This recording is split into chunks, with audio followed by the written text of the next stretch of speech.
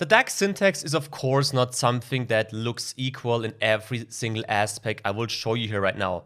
So I just want to give you some core rules by hand to make sure you can write your own DAX formulas as easy as possible. A DAX formula could be something like the total population here. No big surprise, this is the formula name, so the name of this DAX formula you want to write. And you can see that I used capital letters here and a space between these two words in our case. This is not required, these are just some rules, some guidance you should follow to make it easier also for other people to work with your DAX formulas. After that we have an equal sign and now we have to define our formula. And as written above, these are just some core rules. Because we have multiple formulas, you can create very big and complex formulas in DAX actually, and this is just a basic example. So be aware of the fact that this can become a lot more complex. We are just getting started here. And to get started, we could use something like this here. Sum. Now, what is sum? Well, sum is a DAX function. With concatenate, we used a function already, and a function, in this case sum, allows you to add data. In this case, it allows you to add data from the fields in a specific column. Important, each function comes with parentheses. You can see it right here, you have opening and closing parentheses, and inside the parentheses you then have the, information the function should interact with, or where the function should be applied to. This could be, for example, this here, fact population.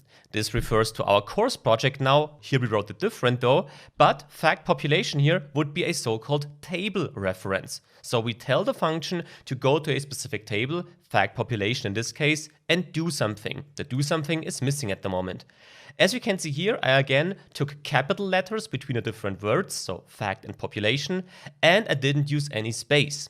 In the course project, we don't follow this guidance at the moment. We can of course change this in the future, but again, this is a recommendation, not something you have to do, but you have to be aware of the fact that if you leave a space between these two words, so between fact population here, single quotes would be required around this table reference. Therefore, recommendation here would be to don't use any space between different words in your table names. Well, this is the table reference, but we don't work with tables. We of course want to work with columns or fields and the data stored in that field.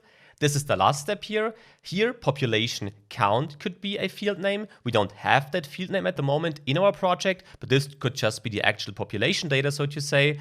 And whenever you refer to a column, you have to add the square brackets here. As I said, this is now our column reference. We have these square brackets and we again use capital letters and no space. So the same logic we saw for the table reference. One difference though, no matter if you have a space between the words or not, square brackets are always required. So this is the core DAX syntax. Some core rules you should keep in mind when it comes to naming a DAX formula, when it comes to working with functions, and when it comes to referring to tables or columns. Now we know how to access information stored in our data model with DAX, but which data types can we actually interact with in DAX?